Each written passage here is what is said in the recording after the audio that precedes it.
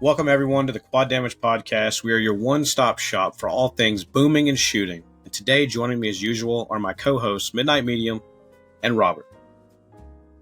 And last but not least, our esteemed guest, Raphael Colontonio, the mastermind behind Arkane Studios and Wolfeye Studios. Welcome. Hi. Thanks for joining us. Thank you for inviting. One of the masterminds. Thanks for joining us. Yeah, of course. Yeah, of course, one of the masterminds, but he is a mastermind nonetheless, okay? So without further ado, it's that time. You know what I'm talking about. Three of us know what you're talking ready? about. Yeah. We know what's about to happen. Yeah. Let's get booming.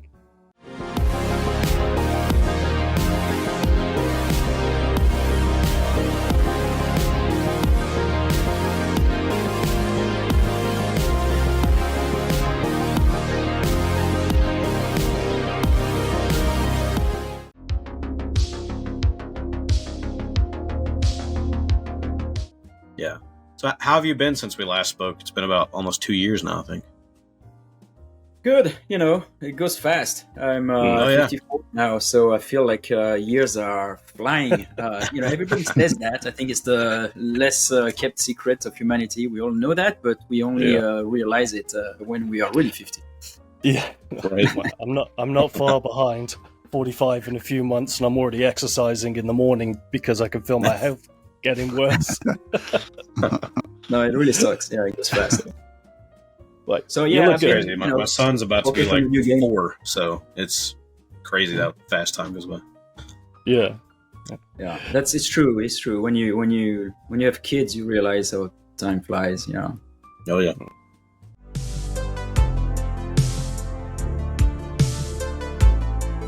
So I've been hearing and reading that you technically got your start, if I'm not mistaken, doing QA in like localization and things like that for Origin Systems. Was that kind of the first foray into the industry, or was there something a little bit before that? Kind of like what got you into the Ultima Underworlds and System Shocks of the world, and what first attracted you to that? No, it's true. It was in 93, and it was with EA, and EA owned Origin Systems. So one of the very first game that I tested was actually System Shock, and which is fantastic because I was a huge fan of Looking Glass, Underworld. So it was pretty incredible to have, to be lucky to test that game. Now, was that a process that got you kind of hooked into those types of games? Is that just sort of an incidental thing? You're like, oh, I can dial into that now that I've seen that firsthand. I guess since I started to play when I was 8. So for given that I'm 54, when I playing at 8 means I was pretty rare. Because it means it was in 79. There were not that many people that played back then. So I was lucky to have a friend who had a Apple IIe. And I was playing basically the very first Ultimas at the time. So I was exposed to those very, those ancestors of super systemic games. Yeah. That then became better and better because by the time Ultima 7 was out, it was really a fantastic systemic kind of Fallout type of game, and frankly more interactive than a lot of RPGs today.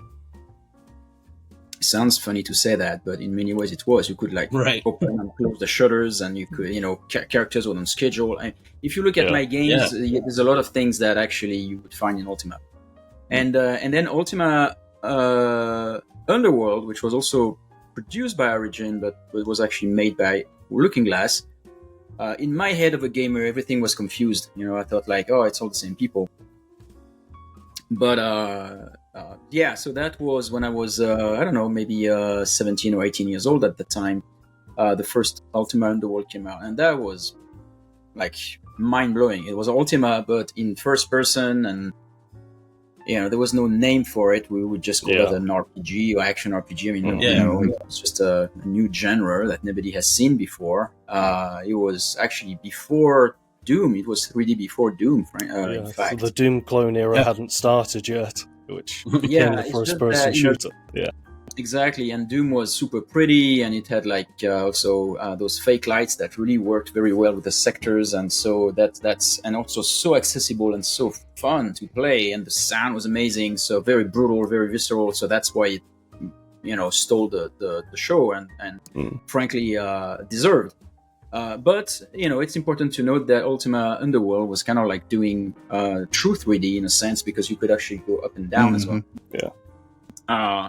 And then System Shock followed shortly after that, and of course, you know, the characters were sprites, but the environment was true 3D and physics as well. You could grab objects and throw them around, and very rudimentary physics. That kind of thing really got me an appreciation, a taste for what would become, you know, my passion for immersive sim. So yeah, I think I was already hooked when I had a chance to playtest System Shock back then at EA, and so it was just like some sort of destiny. Then I was like, you know, I was so lucky because I could not believe what was happening to me. Well, if you're going to start somewhere, starting on System Shock, there are worse places that you can start. That's a hell of a starting point. Yeah. Have you played any of the System Shock remake at all? A little bit, yeah. I tried the one that came out a year or two ago. I can't remember exactly. Oh, the Night Dive one. Yeah, the Night Dive one. Yeah. It was. You know, I got stuck in the cyberspace. Unfortunately, that gameplay was too hard. So I was frustrated by it, but the rest was really cool until then. Yeah, I'm stuck on one of those levels as well. I'm not a huge fan of them either. Like, I don't think they didn't seem very great in the original game, and they're not very great this one. So the first one was, and it was a fun experiment, but it was not the best part of the game. I was avoiding it as much as possible. But starting with playing these kind of games, it's almost like starting eating caviar when you're 3 years old, and then it's really hard to make anything like that. I've always been a little bit afraid of the immersive sim genre because I'm so kind of old school FPS focused, and the simplicity that it brings. Immersive sims kind of scare me in their complexity, and that there are things that you need to. It's not point and shoot, which is something that I'm used to. Right. My partner really doesn't like first-person shooters the way I do. She loves immersive sims, and she couldn't care less about most of the guests that I have on this show. But as soon as I said you were coming on here, she was like, Dishonored is her favorite game ever. It's her favorite, you know, and she's like, when is there going to be a new Dishonored? Ask him. I had to explain how that's never going to happen, unfortunately. And she was like, ask him to make one for me before Christmas. I'm like, really, woman?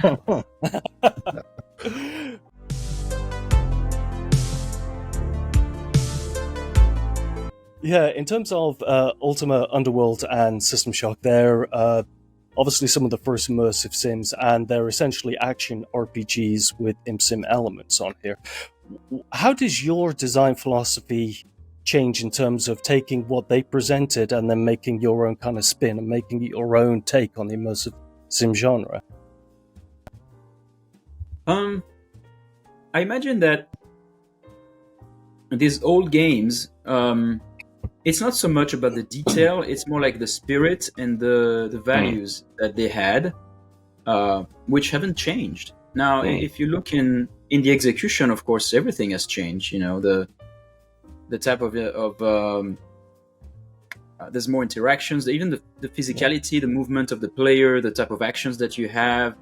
There are way more possibilities. Not to even mention graphics, obviously, but in general, they couldn't do that much back then. They were limited to like mostly a 2D plane.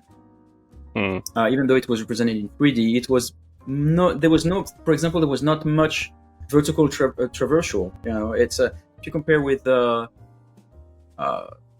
games since, I would say, Dishonored and Prey, with Dishonored, we really did a lot of verticality, using different tools. This Yeah. is the kind of things that, and I think also like in the execution, if you look at this kind of games like immersive sims, they've always wanted to make cohesive environments that were believable in terms of it could be a place. If there's a door, you could go on the other side of it.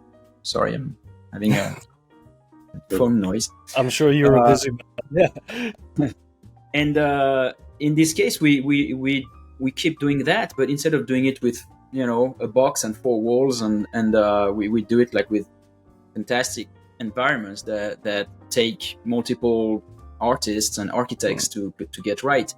So we keep the spirit, but I think we really up the execution, and then it's my own stories, and that then I work, of course, with the writers and other people, because then the art director, and then we make an entire world together. But I think that's also part of the evolution. It's an opportunity to tell a different story.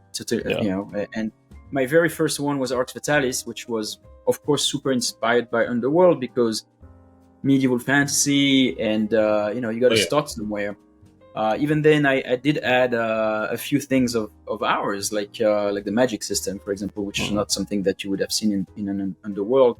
But you could see all the inspirations from Underworld, including the runes, the fact that you would find different runes, etc. So I was pretty dogmatic back then. I was very much, no, it's got to be like this because they did it like that. And then, of course, technology brings you opportunities. So it's all down to using those opportunities. Yeah. I always had one curiosity.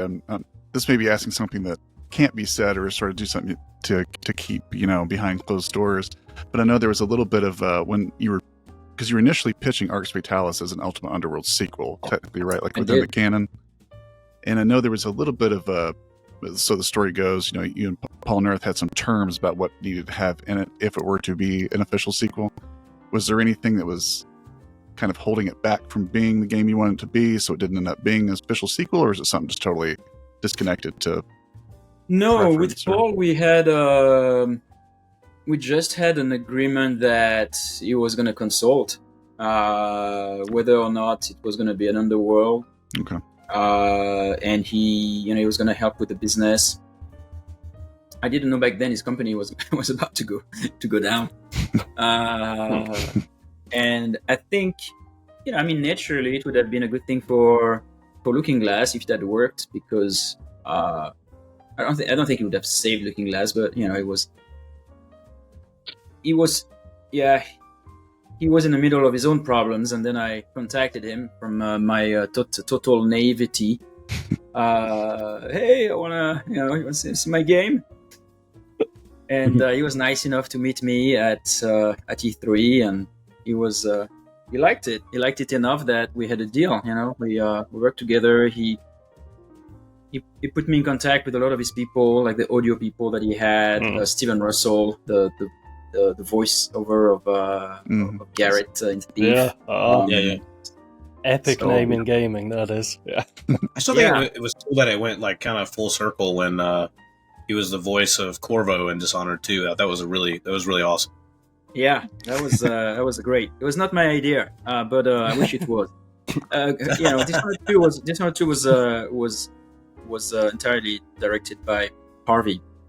Yeah. At that time, I was directing Prey. Yeah. We both directed Dishonored 1, and then we separated amicably. Right. Always the best way. Yeah. What? Sorry. I said it's always the best way, splitting up amicably. Especially in an industry that relies so much on networking as well. Yeah. No, I literally went to France. Basically, I was in America. We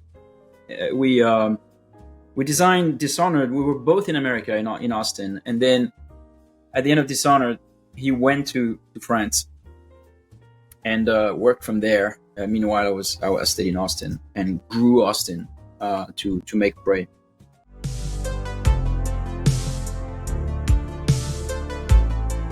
I guess kind of going back to the Arx Fatalis, how did it change when you knew that it wasn't going to be a Ultima game anymore? The You know, it's a funny story because we went to EA to pitch it with Paul, and then we had this guy. I'm not gonna name him, but he was cool. He was a cool guy.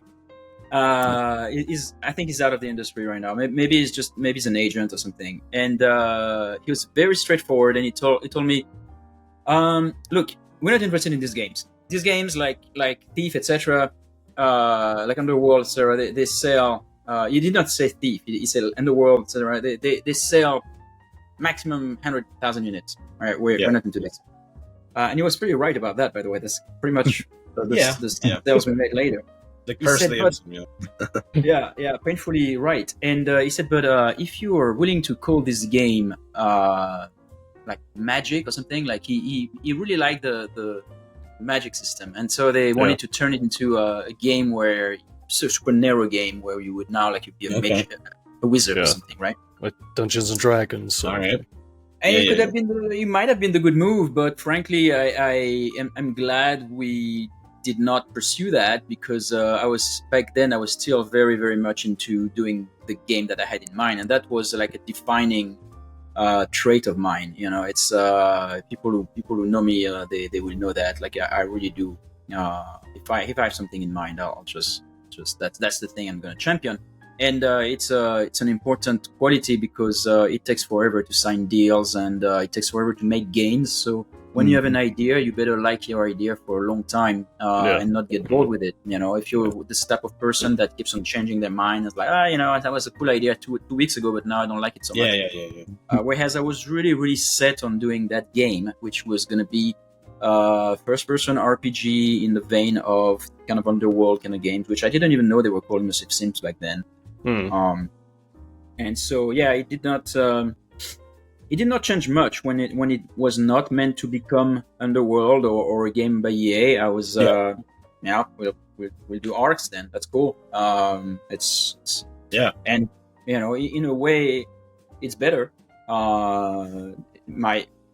There's a moment in I guess in anyone's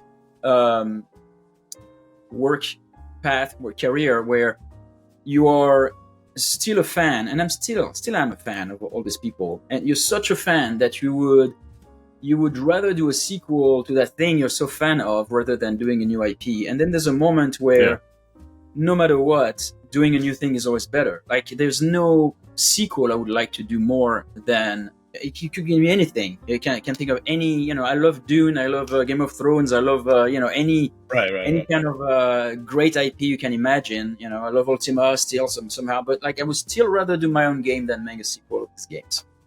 Yeah, that's fair. With Dark Messiah of Might and Magic, you can play as 3 different classes, but the kick is still the same, right? It's just a sneak or a brutal kick or magic kick.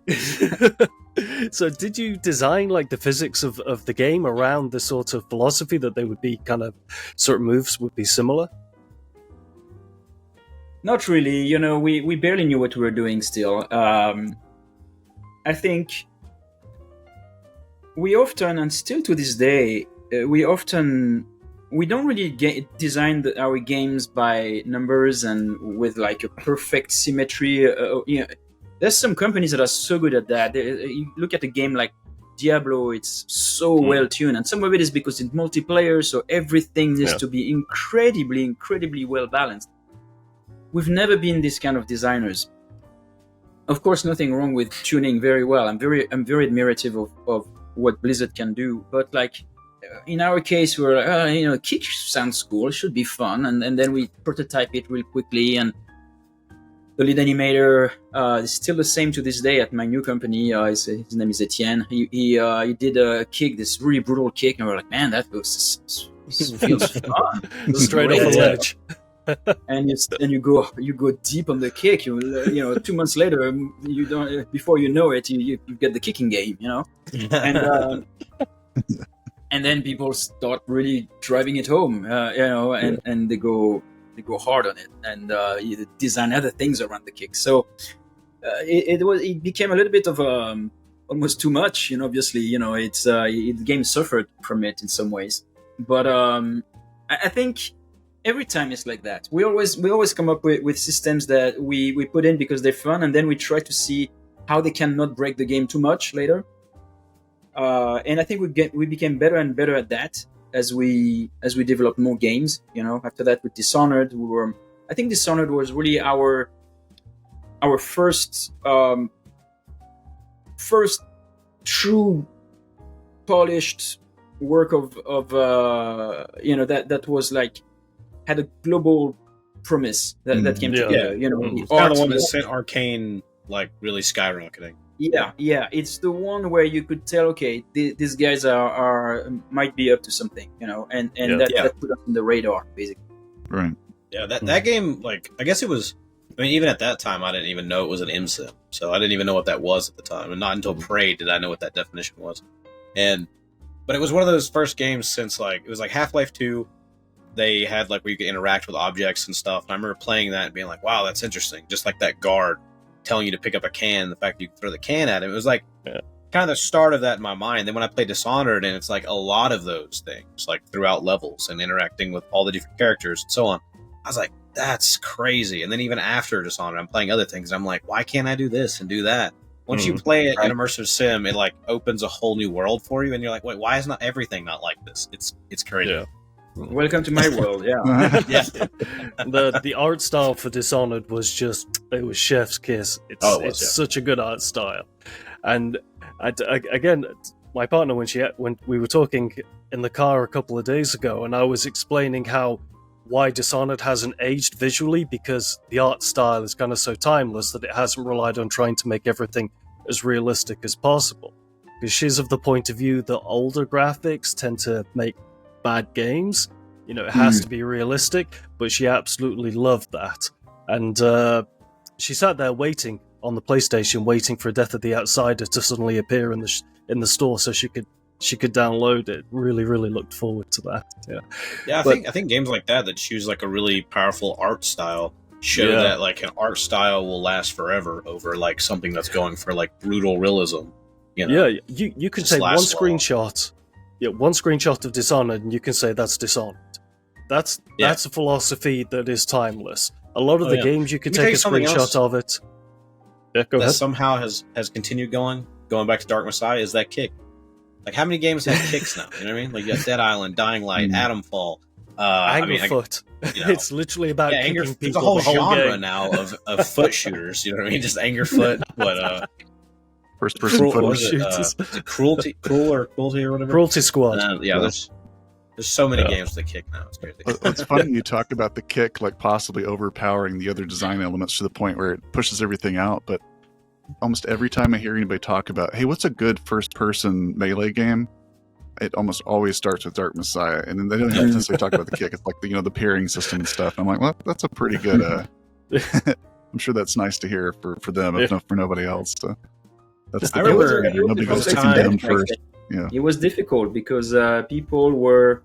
It had never been done. Actually, there was no convincing anyway first-person melee combat game, and we tried some crazy stuff trying to do the collisions between the sword, really calculating true math for the collisions, and that never worked. Not because it's impossible, just because it doesn't look good. You would bounce your sword against the wall next to you as you're trying to hit. Yeah. So then we started to have to add some rules, and then we're just that's not the way. So it was just very complicated, and it was one of those moments where I remember having seen famous designer at GDC, and I was in the middle. I was in the hole, that moment where you're like, man, we want stuff, because it was not fun. It was everybody was complaining about it. The publisher was giving us problems, and so I told that guy, we have this problem. We're trying to make this melee combat in first person, and he said, you know what the answer is? Yeah. He said third person. And thanks, bro. somehow it was. Somehow we could do it, but it was A lot of our games have at that moment where it was the same in Dishonored. There was that moment where like, oh shit, it's not coming together. What are we, what are we going to do? And you know the pressure. You have a publisher. You have spent millions of dollars. You have a team. It's very scary.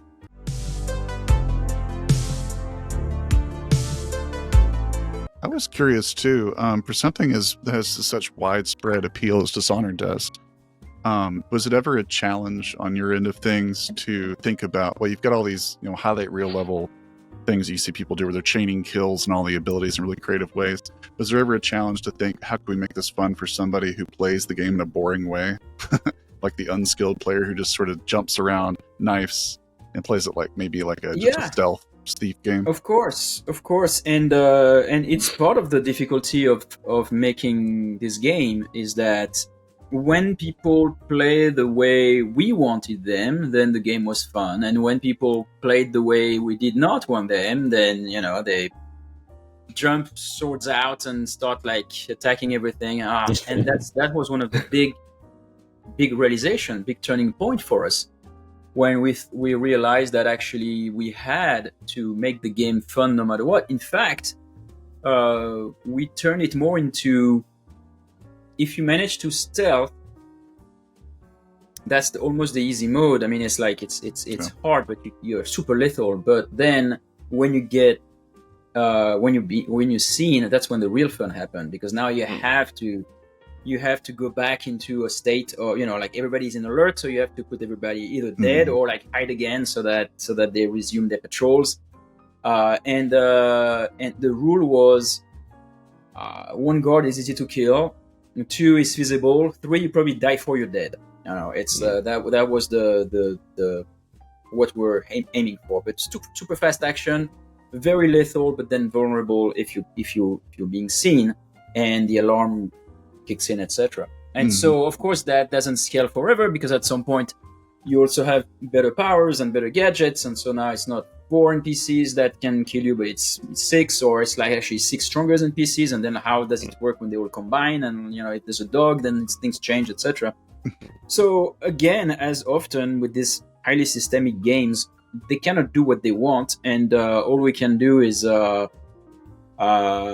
adjust the systems so that hopefully it works for the best. But they will never be as controlled as a Naughty Dog game. We will always be. There will always be different strengths. And it is what it is. So I guess that's why some people prefer games that are a little more controlled, because it is possible sometimes when you fall into a crack that the game is not that fun. Hopefully, Dishonored proved that for the most part it can be fun, and we try to do the same with Prey and now with the new game. But there's something inherent about those games where it's a bit of a there's going to be a lot of variability between players and their experiences, which is part of the strength. Yeah. I actually, so just briefly, but I bought Prey a couple years ago for my dad. He had never played anything like that, right? And he was getting stuck at times. He was just like doing a lot of shooting. He was playing it like a shooter. And he was like, I'm out of ammo. How am I even supposed to progress? And all this. I was like, okay, take a step back and just think outside the box, right? Don't think like any other game you've ever played before in your life. Like, okay, are there boxes over here? Maybe you can use those boxes and stack up and go around something. Maybe you can sneak around this way, or like, just think outside the box. And then that ended up helping him, and he kept playing. And I've never heard him talk about a video game as much as he talked about Prey ever. Like, he just was constantly messaging me, constantly talking about it, recommending it to everybody. I was like, gosh. But I was glad it clicked with him, because it was a really good game. I think people, I think immersive sims in a way they're very adjacent with role-playing games. Yes. And but they look like an FPS. So I think that's part of the problem, is that they look and feel like an FPS, but they require the width, the thinking outside of the box of more systemic RPGs. And I think in an RPG, when you run out of ammo, you really accept it. You just go like, okay, I'll come back here later. I'm gonna look for. Right. I'm gonna go back to the store. Whatever it is that you do to find Yeah. ammo. Whereas in an FPS, I think people are just like, hey, what's going on? Like, well, why? You know, No why? ammo? What? So Your number yeah. to run out. Yeah. Yeah. Gentlemen, I want to bring in the first of our features now, then, which is the burning questions round.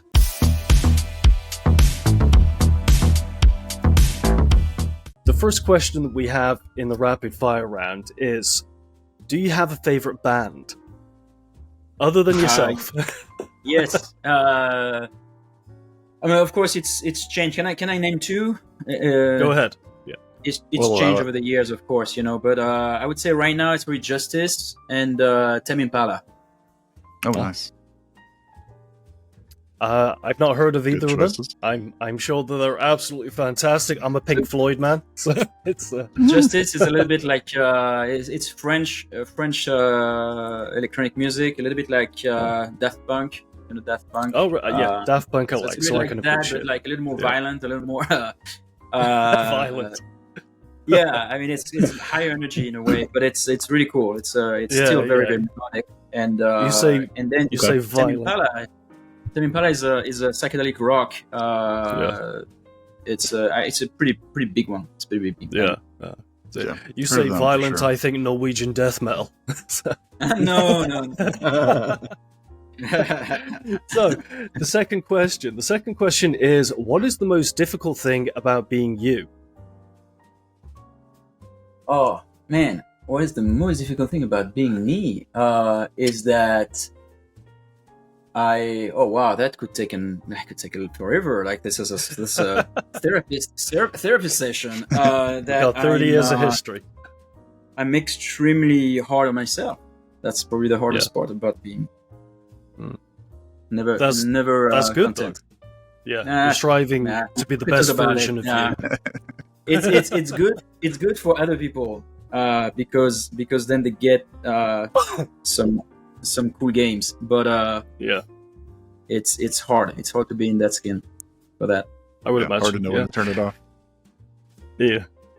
So, question 3: what or who are you always willing to make time for? Other than Fantastic appearing on food. podcasts. Fantastic food. Yes. Yeah. I was always I'll find I'll find the time. Fantastic food for my son as well. If I can, he's currently living on the East Coast. I'm always super happy to see him. Yeah. There's probably some other stuff. I mean, but It's a good choice. It's a good choice. Good food is always something that brings the whole family together, or your friends. It's a communal experience. Yeah.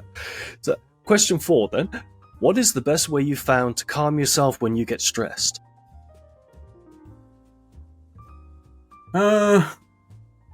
workout, I guess. Workout is a good one. Mhm. I go to CrossFit, so and Nice. that will calm me down. A good bunch.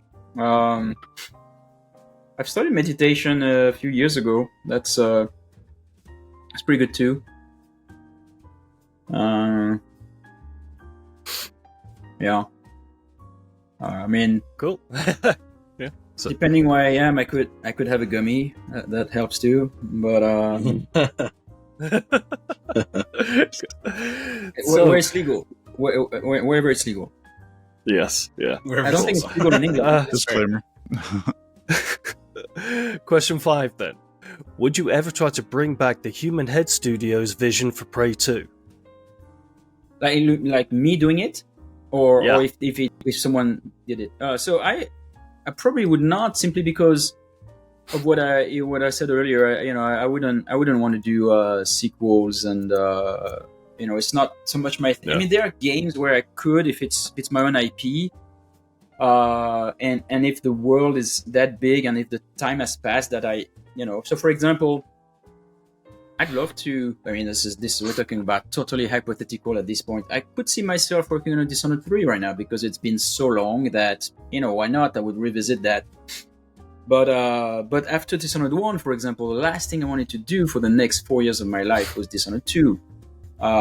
So in general, I'd like to create new stuff. So with the new IP that we're currently doing, I'm very, very much in love with this world. I mean, it's going to be, to your partner, I think she's going to feel very, very like she's at home.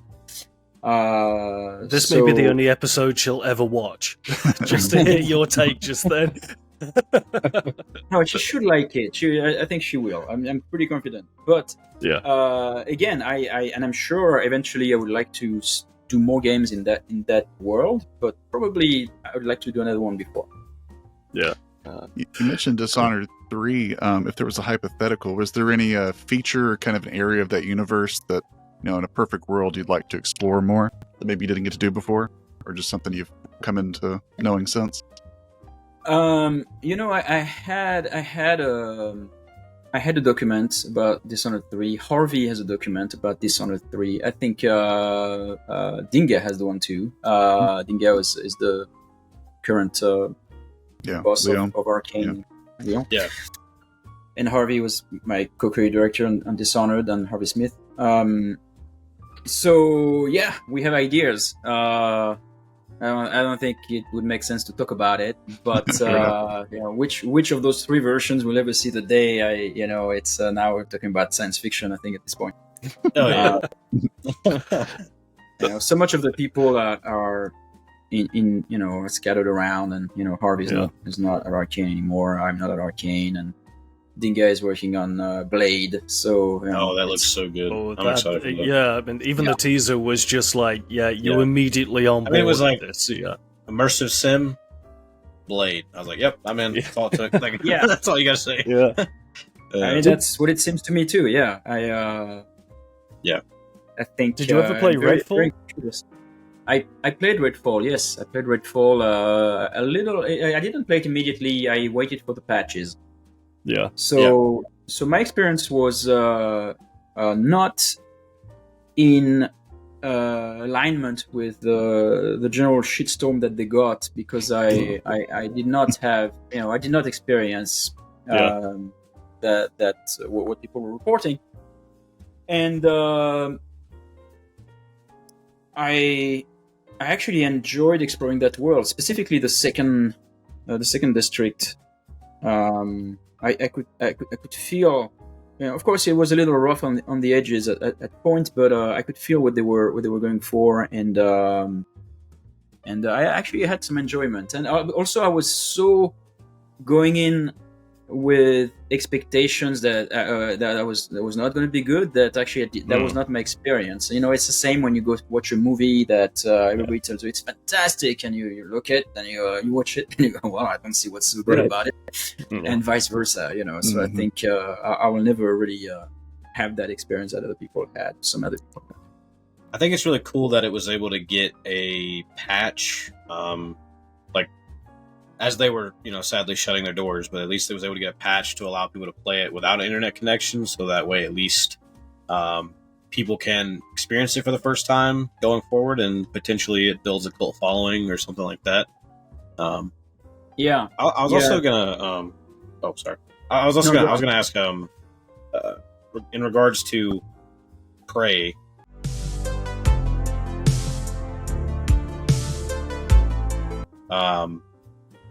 Do you think that because you're talking about like not really doing many sequels, stuff like that, do you think that Prey is a game that needs a sequel? Like, would you ever even think about a sequel? Because I'm of a mind that like it doesn't really need one. Yeah, we thought of a sequel because that's that you always do, right? There's always that question that comes up, and again, I'm not one to say that I will never work on a sequel, especially if there's enough time. Like, for example, I really like how Bethesda Studios do their sequels. They wait. There's 10 years, between the sequels, and I think that's the way to do it. So we were thinking of a sequel for Prey. Of course, that did not happen. But we were thinking about one. I personally, of all I think Dishonored has a world that is bigger than the game, so it's really easy to imagine a variety of type of way we could take it. Same with the current IP I'm working on. But in the case of Prey, I think it was the game was really about the space station. So what do you do for the? You know, it's a little bit like Bioshock. Bioshock 1. You know, it's the second one was a pretty good game, but I don't know that it was something that people were thinking we need a sequel in Rapture. Right. So I don't know what they're doing with Bioshock 4. It's kind of it's an interesting thing to me. Like maybe they have. I'm sure they solved that problem, but for me, Prey had a little bit of the same challenge. It's you know, that's it. You wrapped it. The story was there. Right, that experience, you know, and then you might as well do another game of that kind. This time in, you know, trapped in a mall with zombies, and then you have right. You know, Yeah, it's one of those things that would be really hard to like do a sequel. It just my mind went straight to like I swear it would have to be like a Half-Life style game, like a Half-Life 2 almost. You know what I mean? Where it's like that was kind of took the over idea. We were and- thinking, we're thinking on Earth, and then the problem is then you change the format, and if you change the format, how much of the game is attached to the format? You know, that kind of closed in, very zoomed in type of detail, where every room matters. And that claustrophobic kind of thing, like where you explore an entire station and try to find all the the resource you can find in the station, that was really part of the identity of this game. That doesn't really translate if you're gonna go open city and now walk around in town. You know? Yeah. So speaking of Half-Life 2, Ravenholm.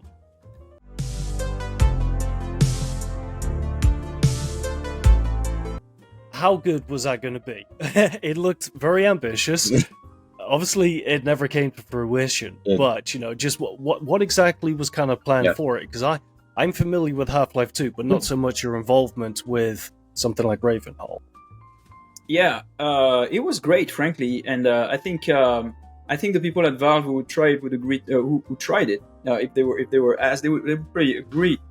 The thing though is that we needed another year.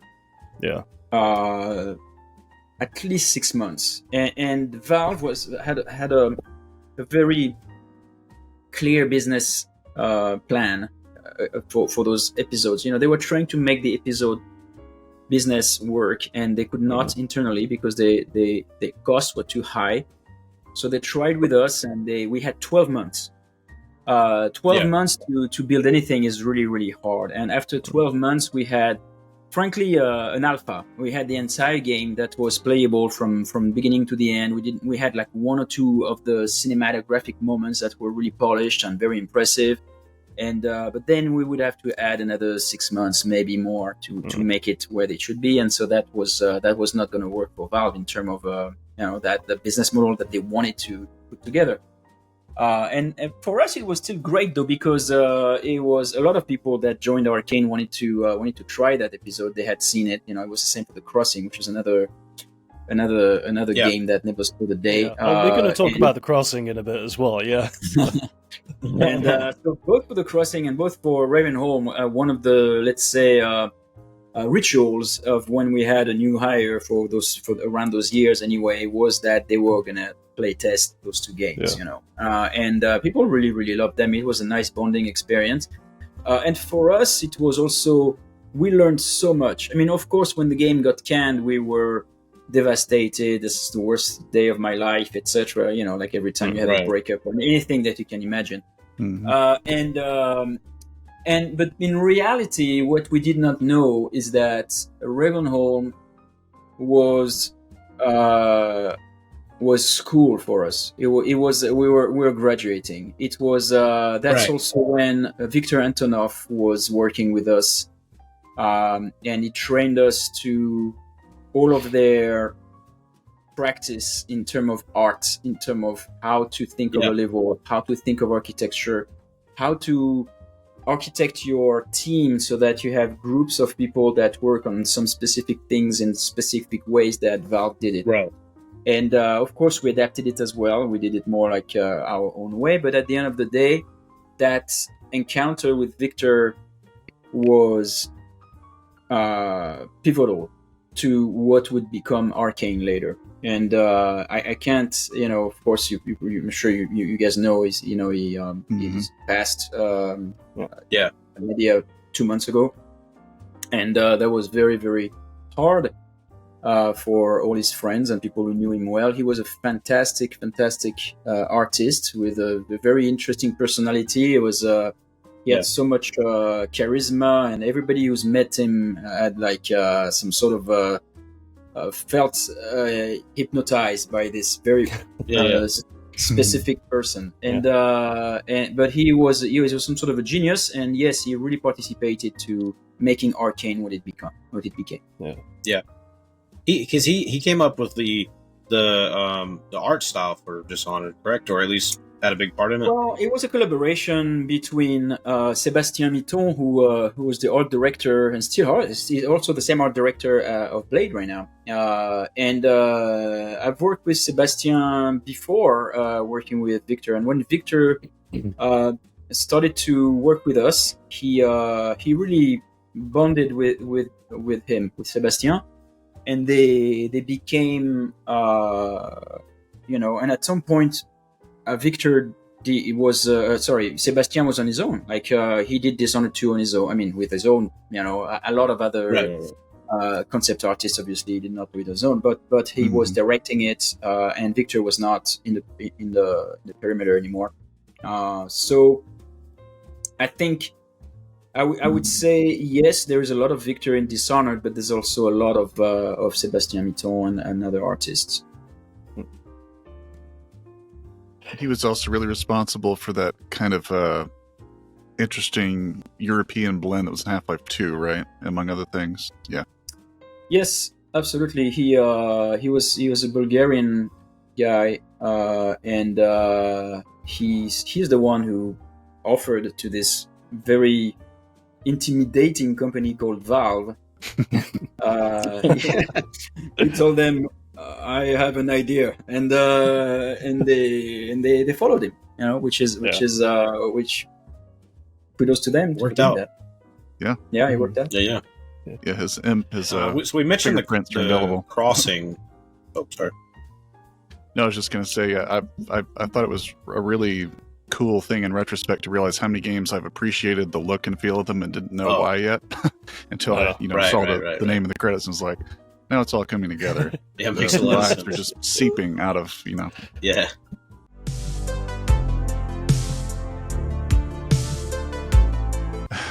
But you mentioned the crossing, and didn't they revisit kind of the gameplay of that with Deathloop? And you have any thoughts on that?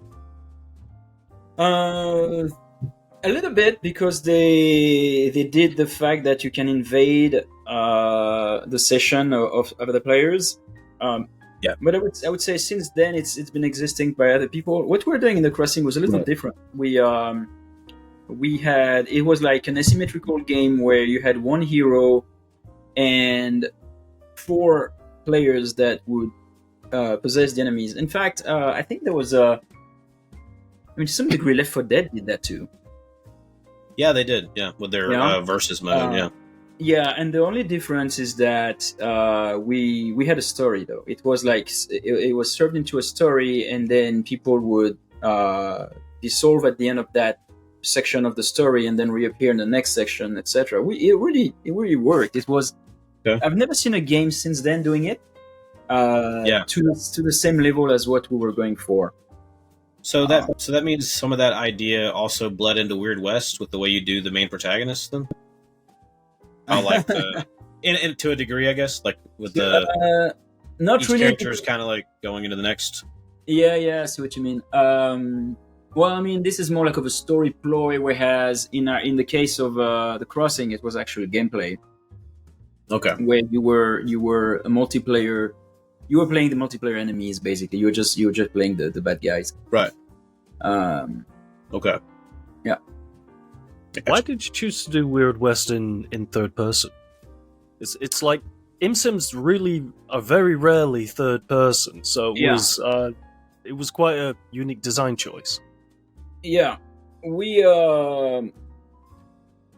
after I left Arkane in 2017 after Prey, and for a variety of reasons, including so much frustrations with the corporate world, with the size of the budgets, the size of the teams, etc., and some other personal stuff. I didn't even know if I really truly wanted to make games anymore. And then Julien Roby, who was my executive producer on Dishonored, and he had been working with me since '99, actually, since the very beginning of Arkane.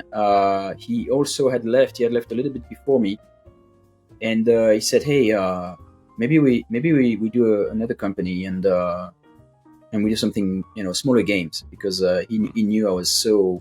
I was always frustrated by.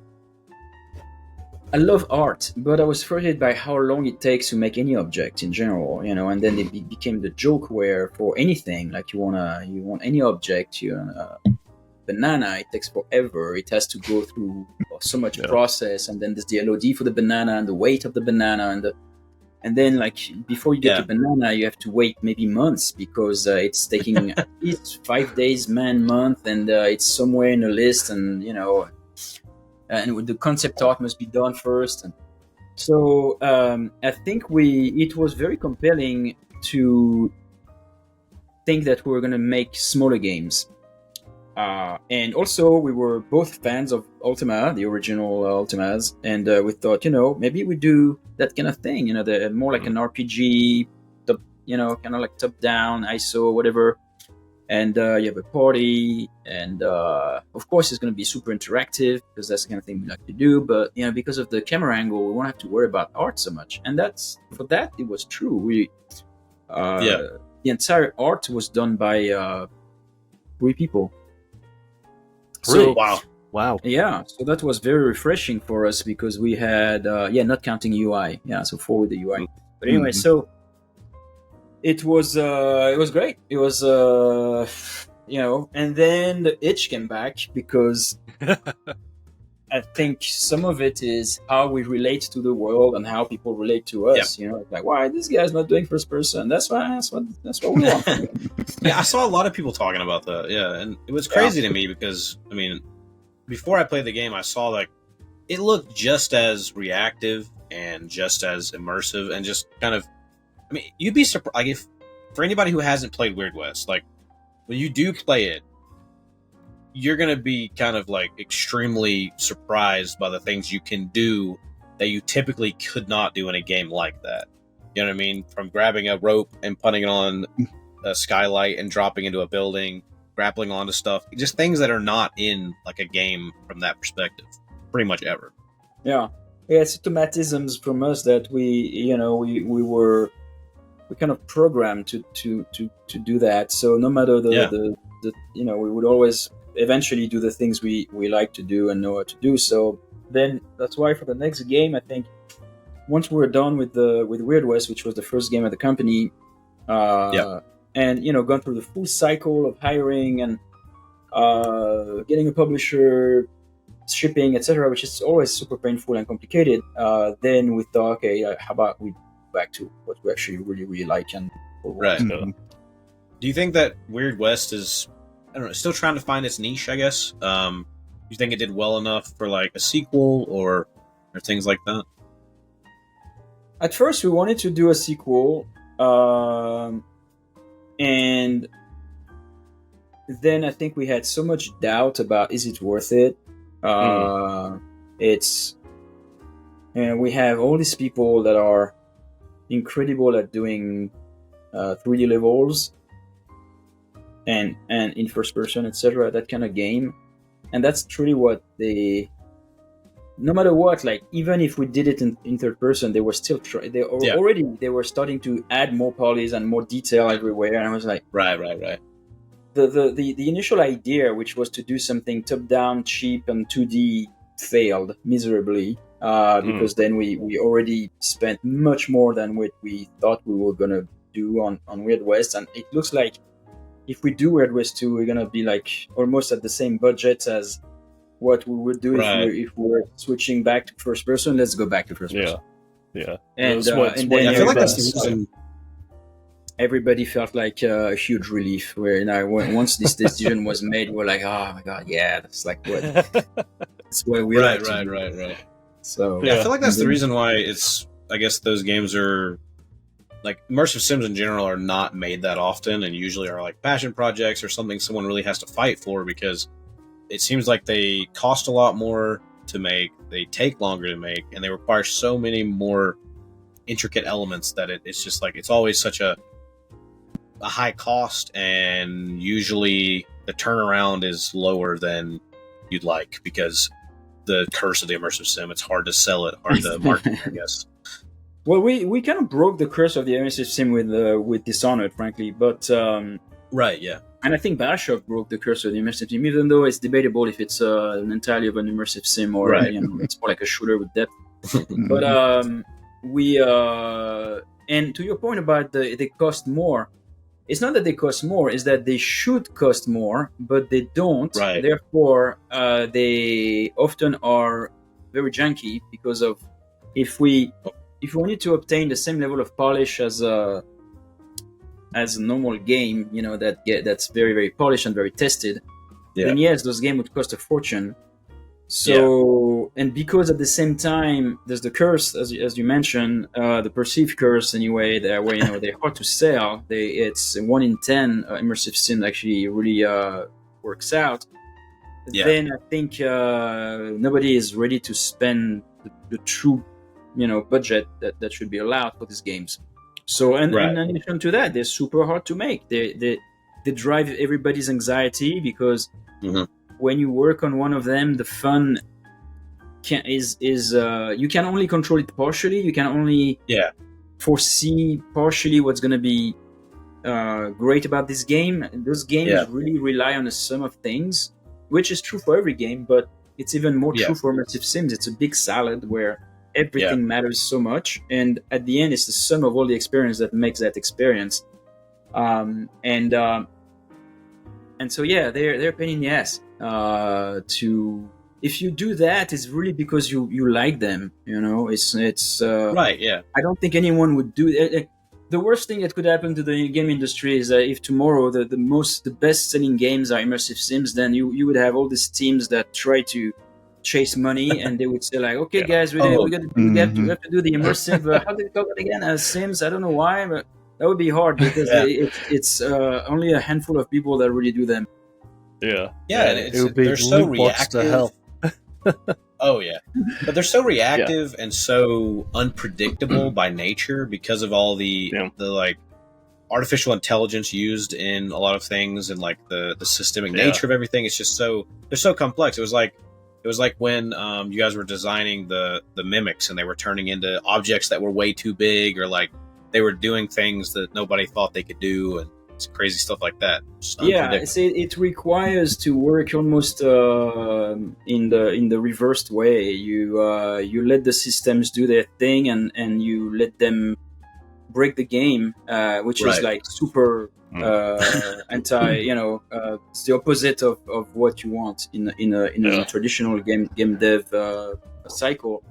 So it drives a lot of people anxious, and so I get it, but it's still the best games though. So well, it's the thing. It's like it's the best games for those who love that, right? It's and I was half joking when I said the worst thing that could happen to the industry is that if those games actually truly succeed, then you would see a lot more of them. People would try to extract what it is that makes those games so cool. But I think it would lose its identity. I think it would. Yeah, well, eventually. Also, I think people would be blown away by what makes the identity of those games. The fact that you can go behind any door, or the fact that you can kill anyone, or those are values that people don't like to support, and they don't think they don't think that they bring anything to the table. I think when a genre becomes popular, people tend to start reverse engineering it, and that their main driver becomes profit. So they start thinking, how can we monetize it and build a game around the monetization, rather than how can we make a piece of art and find a way to make money off it. Pretty much everybody, I think, would be an immersive sim fan, even the people who seem like they're, oh man, that's just not for me. As long as it was like, if it was easier to explain it to something, like I feel like I have to sit down and write an essay and like to really get the point across as to what an immersive sim is and like why you should play it. So it's always difficult to explain it to somebody. I can't just be like, well, it's like this, or, because it's not. There's so much more. And most people, your like average, let's just say your casual gamer or something, is not playing a game like that. They're playing something much more linear, much more focused. So when you set them down in a pseudo sandbox, it's like they get lost. And they're like, wait, what do I do? Because they're programmed to not really think, outside the box, not to think, in a more broad sense than a very narrow sense. I think it's because nobody truly cracked the nut of accessibility in an immersive sim. We did pretty good with Dishonored, but I think we can do better. And I think that's really where it lies, the secret. I don't think it's so much about explaining what it is, but more like experiencing a good game. And I think already when you say, hey, this is an immersive sim, people are so confused, and you've already lost most of your potential audience. And I think in a way there are some games that are immersive sim adjacent, like Bethesda games. Like if you look at some of the Fallouts or the Skyrims, I'm very very much waiting to the next Elder Scroll. They have a lot of values in common with what people call immersive sims, except that they're a little more. I mean, first of all, they're RPGs. Even Zelda, the latest Zelda, they are start to really blur the line with immersive sims, but they are more controlled. They're super super polished. You don't have to confuse the gamer with some of the things that the immersive sim part does. You can actually you're slowly immersed into it, and I think it's really a matter of presentation and massaging the game so that it the depth shows to the player and appears to the player, but with a solid layer of comfort and direction so that we don't have this kind of situation where, like, you were saying that it's intimidating to you. One of you said that earlier. It was Robert.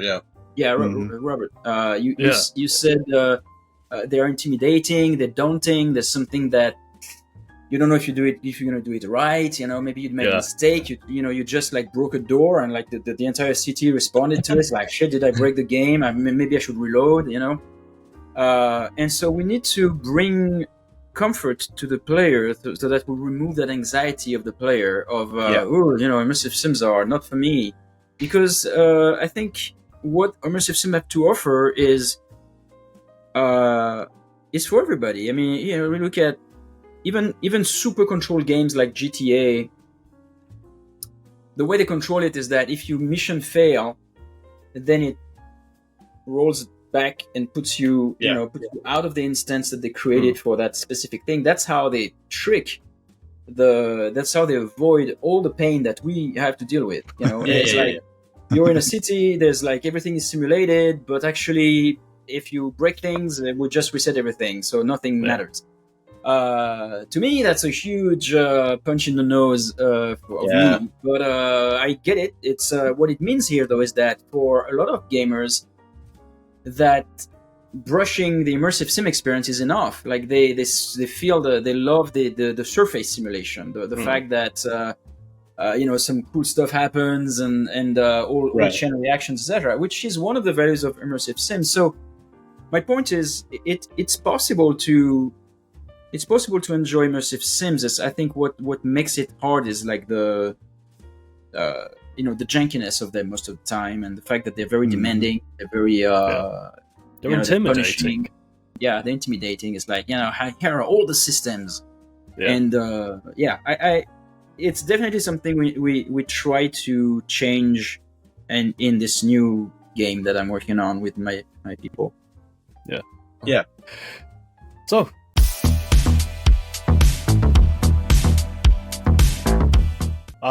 viewers' questions. So Raphael, as you know, we put out a call for people to submit their questions for you, and we had quite the response via Twitter and Discord. So I Oh believe yeah, well Discord's still medium- blowing up right now, so it's not even a worry about that. They're still going. messaging me right now.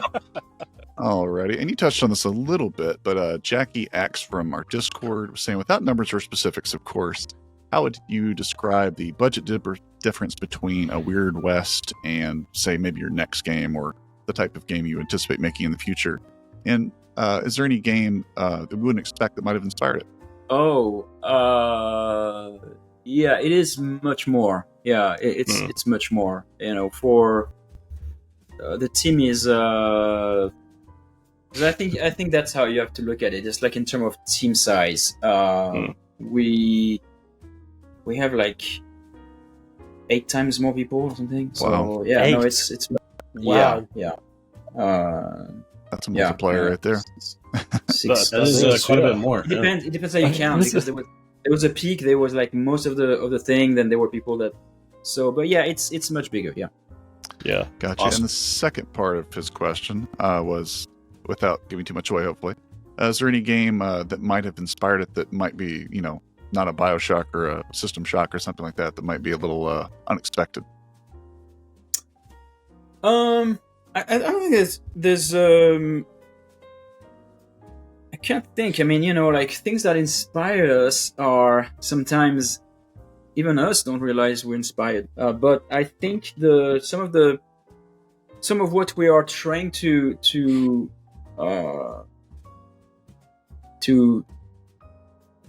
appeal is we're trying to get the qualities of an Arkane game, like Prayer Dishonored, and the quality of a Fallout, a New Vegas or kind of game, right? Like the Black Isle mindset, which then went into Obsidian and some other companies.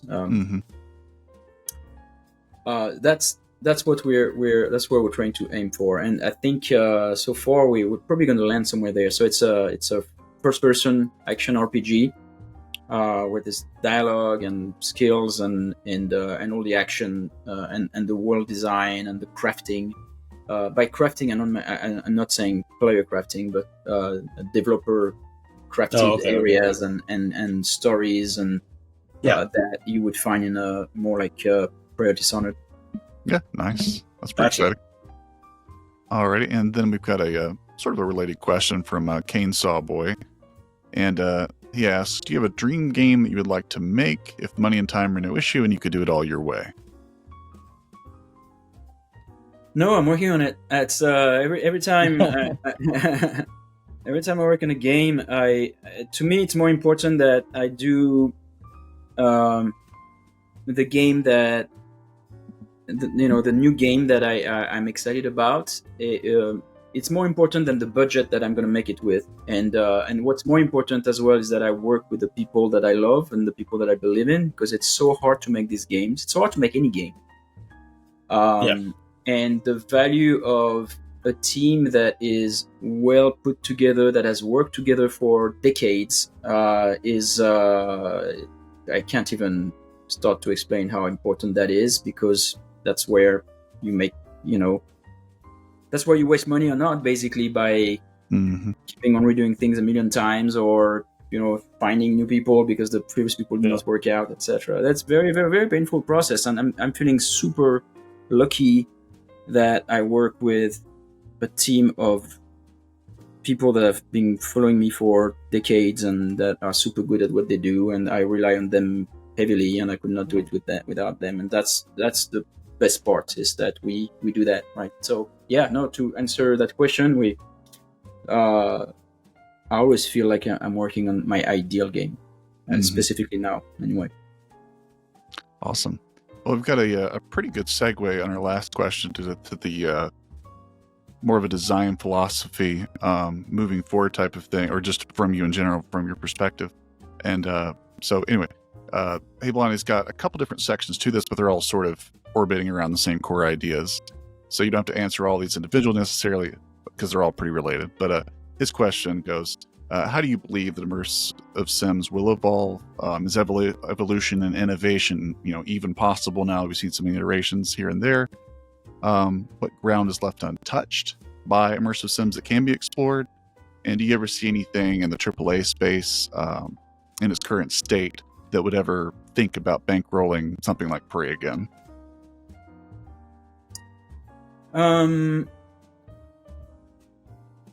I think, everybody speaks about AI these days, and it would be interesting to see what could be done with AI if it was, if it did not have some of the constraints that it has right now. But if you think of the equivalent of like the products that OpenAI do, or some competitors now, if they could be somehow embarked on a game, or I don't know by what magic, but it probably is the future. Yeah, used as a tool. Yeah. And then you could imagine that for immersive sims, it would be fantastic, because one of the things about immersive sims is that we are always trying either to plan for everything that we think that the player might do, and that's authoring, and that's painful, or we are doing a lot of fail-safes with systems that somehow fall back on their feet if the player does something that we did not plan. So those are the two layers, right? First, we try to author the levels or the environments with different ways you can do things, and then if you kill that guy, then we should make sure that he's in prison later, and his brothers, then he comes back at him, and then there are always some stuff that the players do that we haven't planned, and that's why you have the net under, but that net is a little janky, and sometimes it works and sometimes it does not. And so if AI actually could really remember everything and actually take meaningful decision like a human Dungeons and Dragons dungeon master, then that would be actually very valuable. It's like, if you said that thing to that person and then stole that bottle there, then it happens that the other one remembers things that we could not do, things that we just could not do with there would not be in a team that is big enough to do these kind of things. So I could see that. And then the second part of the question was in what dimension we could see another game like Prey? Is that it? Essentially, it's kind of like in what perfect world with AAA the way it is, can you imagine them bankrolling a game like Prey with that much ambition and moving parts around it? Yeah, I will see what tools bring. I think it's all down to. I don't think it's down to business people. I think it's down to people that have passion, and some of them might be business people. But it's down to the people. It's down to a few individuals that absolutely want to make that kind of game, absolutely believe in that kind of game, wherever they are in the food chain of the video game industry. And also the other thing which could facilitate that is the tools, because whether everybody hates AI and for frankly good reasons, but there is space for AI to improve the tools, not to do our jobs, but to improve the tools. If you look at the way we made games in the 90s, it's pretty similar to how we make games today. The tools have barely evolved. I mean, they have, but they it's still the same principle, it's still the same ideas. You assemble props together. It used to be brushes, now it's props. There is still, if you need to make your level a little bigger, then you still have to pull the props apart and add the middle prop that is missing there, and don't forget the corner, and make sure that the textures there match with that texture. It's absolute pain in the butt. And that is time that level designers and artists spend doing grunt work, frankly, that could be, if there was again the equivalent of a chatbot GPT embedded in some tools, and I'm sure we had it's going to happen tomorrow, I'm sure, where you will look at your your building and you say, make it bigger, make it wide, change the style entirely, or add some lights, more gore, whatever, and then it's done very fast, and then you become a director of that level. And instead of, because what the problem is that you look at the tools and how they've evolved over the years for like two or three decades. And yes, of course they've evolved. I'm not saying they did not evolve, but the spirit stays very similar, and they barely evolve, frankly. Like you look at the curve, and meanwhile you look at the curve of the budgets and the team size, and it's gone like this, right? And because we are throwing people at the problem. And so on one hand, we just have way too many. The teams are way too big, and that goes at odds with another problem, which is so we're losing jobs. So that's also another reality. But at the same time, making games with 1,000 people doesn't make sense. It's not. That was not the case. It was not meant to be. Mhm. If it takes 1,000 people to make a game, there's nothing admirable about that. This is just like a lot of money, and people that probably are not having a fun job. If there's 1,000 people on the team, right? So I would rather go back to the way we were doing things when teams were between 20 and 50 people. Yep. Which I was think oftentimes the like a lot of more ambitious and creative, interesting, just types of games come out of smaller teams, because it's that lack of that blanket of people to fall back on, that you got to get more creative with the time constraints, the budgetary constraints, and just only having 5, 10, 20, 30 people to make something that it feels like something more passionate, beautiful, and just more engaging comes out of it. You're super right, and there's another 20 reasons why smaller teams are making better things, right? Some of it is like when you have those huge teams, and so all of a sudden you have a pressure of money, you have the pressure of like all the eyes of the world, of the publisher waiting for returns, and so you can't take risks. When you are small, when you are that big, and when you have infinite money, you just do things with more people. You don't try to think smart. You don't even allow yourself that, because it's not a problem. Money is not a problem. Well, it is later, but as you're doing the game, you feel like you're invulnerable. But whereas in small teams, when you really have a small team, then you have to you come up with smart, creative ideas. Like the one for Prey. It's a funny anecdote, but. We were. It's not a secret. We did not have enough monsters in Prey. We were a little light on the monsters because we had. The budget was not that big in Prey, and we were struggling. And at some point, we thought, man, it would be nice to add just one monster at least, so that. And then I remember we were thinking of a variety of idea, and then the lead animator Etienne, who's my lead animator now, he said, "Well. Problem is all these animations, man. It's going to cost another fortune." And I said, like, how about it's an invisible monster? It doesn't have animations. And it's just he moves. He uses the environment to throw shit at you. Yeah. And then when he appears, only it's like when he throws things, then you see him in a posture. Like maybe there's one animation. Come on, you can do one animation, and then he disappears. And then when he moves, you never see him move. And that was the smart idea, which led actually to one of our most fun monsters. But the poltergeist. The poltergeist. So entertaining. But it would not have come if we had hundreds of millions of dollars. Right. Yeah. Because you're dealing with those constraints, so you come up with what's the easiest, or not really the easiest, but like what's something we can do that isn't going to cost that much more money and take that much more time. Yeah, by far it's one of those standouts of the game, easily. Especially the moment if you go in the bathrooms and you catch him throwing the toilet paper out of the stall. All right, well, you remember that game. He's a big Prey fan. Yes. It's a running joke when we do these interviews. I remember very well. He'll find a way to kind of shoehorn Prey into it somehow. We even did one full. We did one full episode talking about Prey not that long ago, and that was purely because we finally got to sit down and just let Deadforge kind of let rip in terms of his views on the game.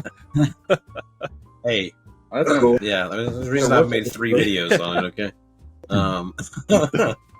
Yeah, no, that exact scenario actually. I was talking to someone about it, and they're like, "No, that's like made up. Somebody did that or whatever." I was like, "No, it happened. Like I still have the capture on my phone. Like it happened. I promise you." Yeah, and I remember showing that to people, and they're like, "Oh, that's crazy." I'm like, "Yeah, no. Imagine how I felt when I walked in the bathroom. Toilet paper was just like, and I'm like, "What the hell is happening here?" Nice. All right, guys. Well, we've had a couple more viewer questions come in as we've been talking. So let me go ahead and get these taken care of for the people who took the time. So the Primordial Chronicles is curious if you've played Prey 2006. What your thoughts are on that. And if you could rename Prey 2017 anything you're choosing, what would you have chosen instead of Prey? So I played a little bit of the original Prey, and I remember back then I was still at Arkane, and it was the time where it was really hard. We had to scramble with so many stuff. So I never finished it. I played it at the beginning. And I kind of liked its quality. It was not like directly the kind of games that I would. That the reason why I didn't finish it is because I could see what was cool about it, but I was not like I didn't want to. I had so little amount of time to play a game from start to finish that I would keep it for a Fallout or this kind of game, right?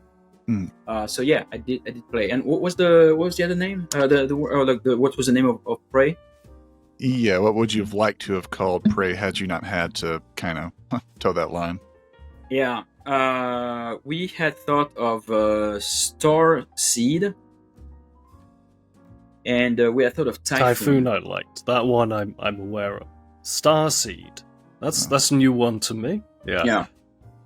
Yeah, because it was the backstory of this was that there was this apex somewhere that was basically throwing seeds, throwing a little like mimic, basically isolated, hoping that it would develop to big enough to develop the full ecology and then call the apex so that it can. That was a seed, basically the seed that came from the stars. The apex, like when that pops up in the game. That it's just a giant Lovecraftian monstrosity that just covers the entire station. And I remember when that happened, I was like, my goodness, the possibilities of like this species or whatever and all this stuff. Yeah, I love that game. I can't believe it. That was such a nightmare to develop because we bosses are our weakest point, I think, and we knew we had to make something big then.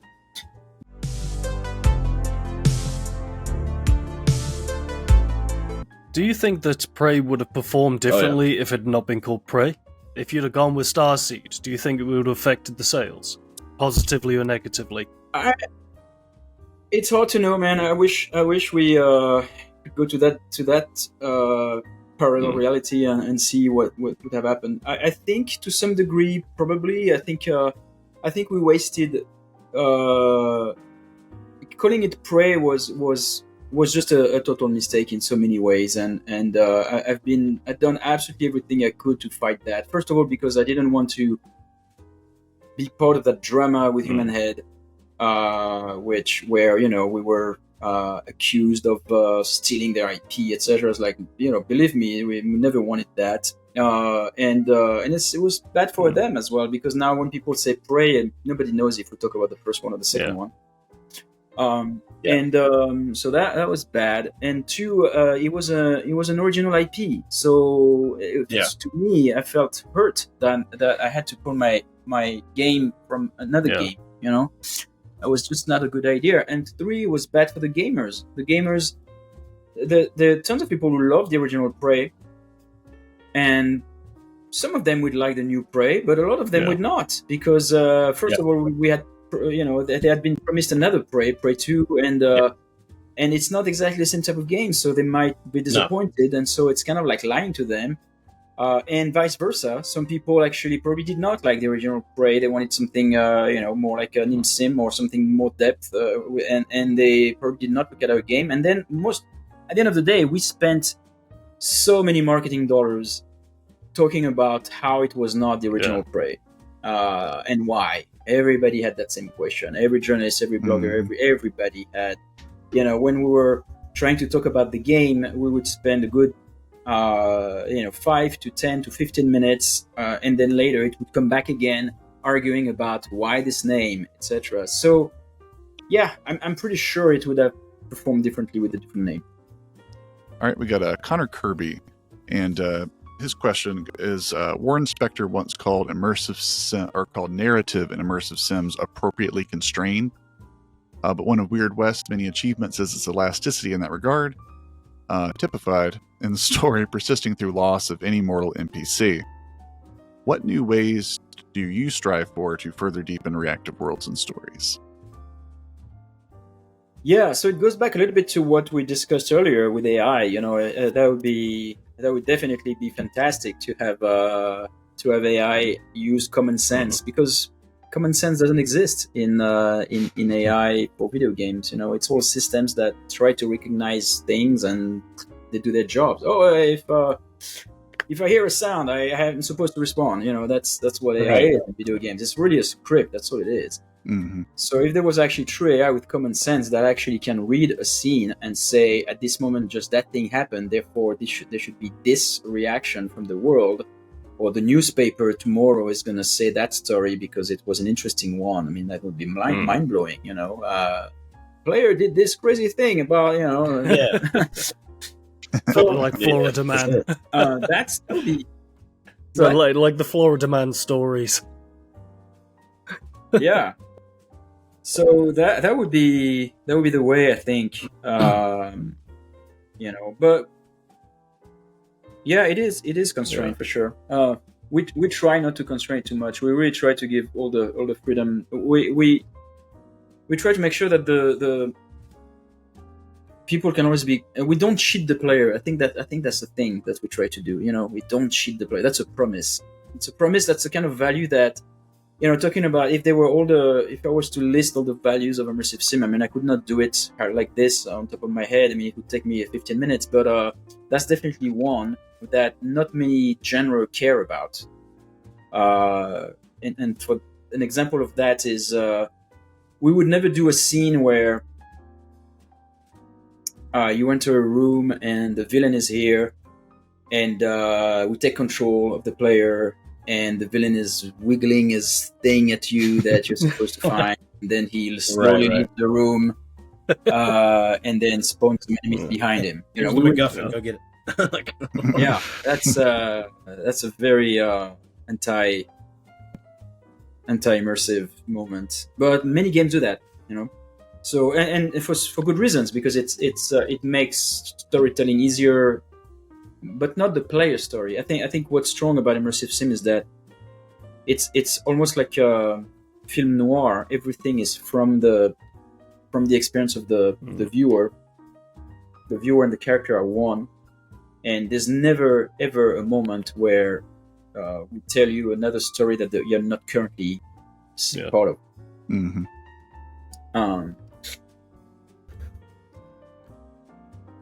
Very cool, and I'm sure we'll be able to table that and wrap it around when we ask our design philosophy questions too, because having to hold my tongue on that. But let me get you two more questions in here. We've got one from Huba Lua, who asks, "How do you even apply game testing results when the game mechanics are so open-ended?" Well, it's thankfully I'm not. It's not my job. I'm not in production, so I realize it's a nightmare. We have some QA people that just do that. They don't even test that. How fun is the game? They just test the systems. This time though, we're gonna have some sort of a free early access. It's not an early access in the sense of it's more like a private alpha where everybody can test the game. So you just have to subscribe and you can test the game. We have around 20,000 people who subscribe to it, so that's probably going to help us a lot. We're going to give access to I don't know, a fourth of the game, something like that. The beginning of the game, so people can really retest it, and there's a Discord with it, and so it's something we something we're excited about because we've never done that. It's very, it's chaotic. It's hard to do. It's it creates work for us, but at the same time, I'm excited about it. I think we're gonna get a lot of value with it. We're gonna get like people, even if it's painful, but I think it's a good thing. So maybe that's the answer to that question: is how we do. I don't know. We've and the reality is that those games, as well as I was talking about Bethesda games, which are a little bit adjacent with immersive sims. I mean, people always complain they are so full of bugs, but there's a reason. They have the weakness of their strengths. These games are so cool because they offer so much, but then and they can allow players to do things that designers didn't even think of, and sometimes it works and sometimes it causes a bug. So when it's positive, it means sometimes it's going to be negative. So it comes with it. So the only thing is you can throw more testers and give more time. But there's not many other miracles. Maybe AI. That's another one where, frankly, if a machine could be playtesting with intention, with some sort of understanding of what it's doing, all the versions of a game all the time, and doing some stupid things and trying crazy combinations of powers and situations, that would help us. Again, I'm sure some people are thinking about that. Very nice. All right, last question before we get into our next thing, and it comes from FP Aesthetics. And he goes, "What's one feature that you really wanted in one of Arkane's games that didn't make it in?" Oh, there's so many, and then we forget. Because sometimes we try something, and and the glue gun was a compromise. The glue gun in Prey was supposed to create bridges, but instead we had memory problems with it and performance problems. So we had to have it that after the 40th ball that it creates, the first one that was created disappears. And that was not the reason why we could not do bridges. The reason why we could not do bridges is that we would have to be able to build things on top of each other like that, and then it would stain the world, and the collision would dynamically change every time, and that was a nightmare of. So, and people didn't even notice that it doesn't do that, because of course I'm sure some do, but the way we designed, the way we eventually tied all the system together works. It's even though it's a big trick, it's a big we avoid the problem. But it's still like probably one of the most impressive kind of tools that there is in a game. Actually, even the fact that when you leave one area and go to another area, then come back and it's exactly the way you left it, I still think is so impressive. Given the fact that you have to load into other areas, but no, there was certainly tons of challenges about it, but systems that did not make it, sometimes they make it in the DLC, like in Prey again, and we had this talking weapon that we did not have the time to finish in Prey, and then we thought, too bad, we'll put it in maybe in some sequel if someday there's one, and then eventually there was the DLC, so there. But those are not great answers. I'm sorry. I'm trying to find something a little more. No, it's still insightful. More crunchy. Still insightful. Yeah. Yeah, but I mean, I feel like I could be better at it. I mean, the worst one is when a game doesn't ship. Like, imagine The Crossing was probably a good example of that. We had this feature called back then we called it cross-playing, which eventually. Crossplay means now platform, almost like playing multiplayer with different platforms. So, and that was a huge letdown. This crazy single player meets multiplayer people. That's probably the biggest feature that we've invested in our own money. We had probably cost us about $1 million of Arkane when we did not have $1 million to lose.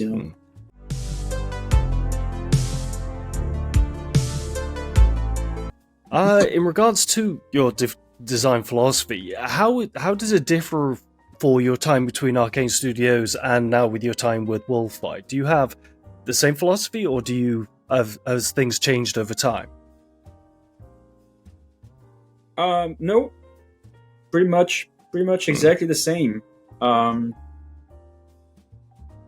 Yeah, pretty much exactly the same. I was talking about it with a friend of mine that is in the team as well. And we were talking about it because we've been working together for 20 years with this guy, right? And you're like, have we changed?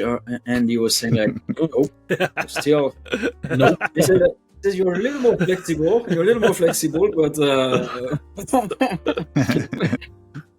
But kind of like still in the same direction. You know, I think we have a taste, and it's not just me. Frankly, there's I could name 5 or 6 people that I've been working with for one of them for 30 years, wow. 31 years actually.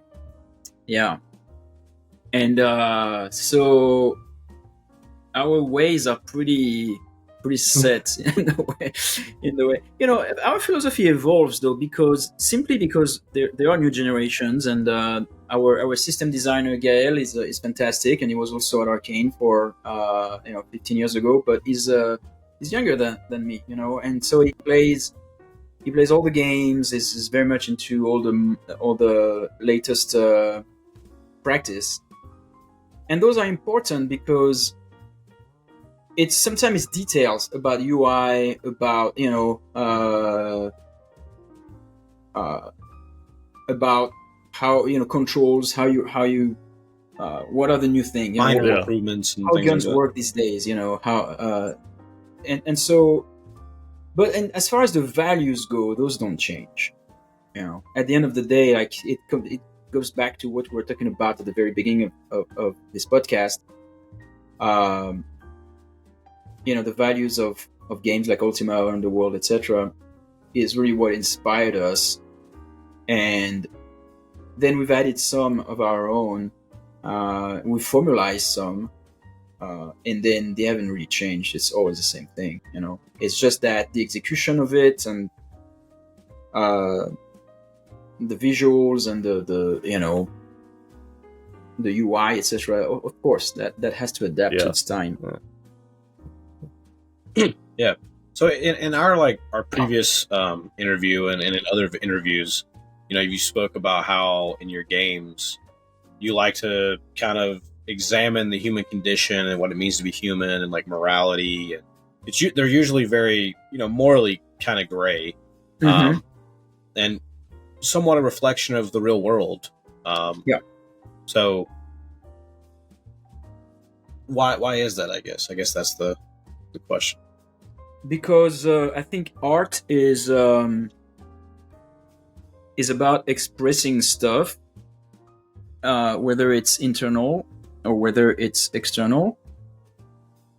And I consider what we do as author. We do author games.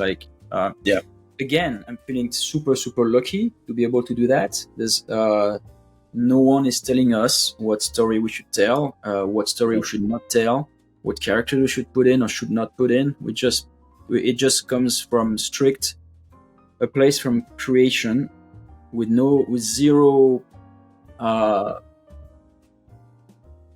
hidden goal other than doing the best story we can, and that responds to our emotions. Everything is created from emotions, from experience. And in the case of Prey, we were wanting to explore a specific part of human condition, and then we did it again with Weird West, a different aspect to it, and in this new game, it's another aspect to it. Which cool. I think is going to resonate with people a lot.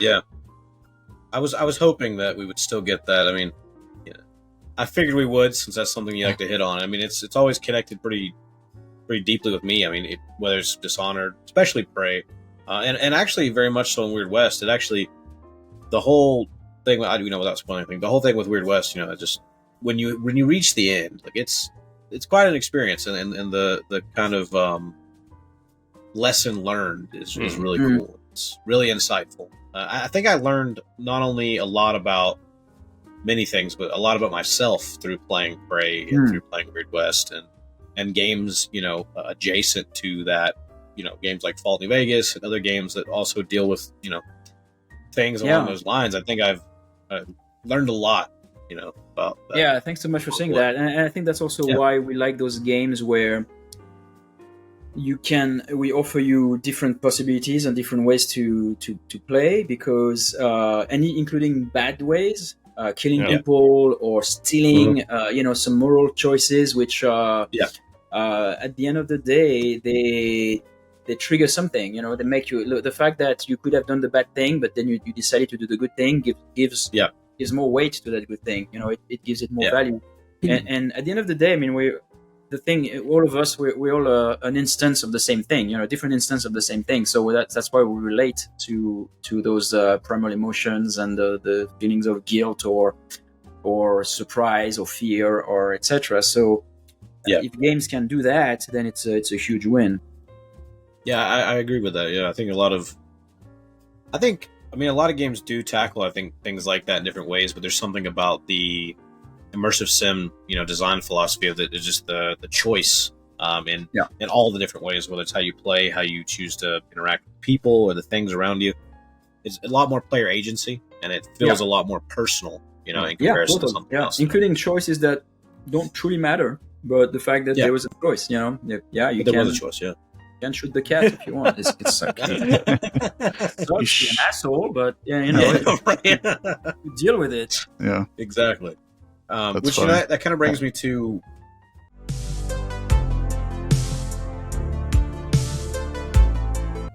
we've talked about, like, immersive sim is, it's a hard thing to kind of explain, but everybody kind of agrees on what it is.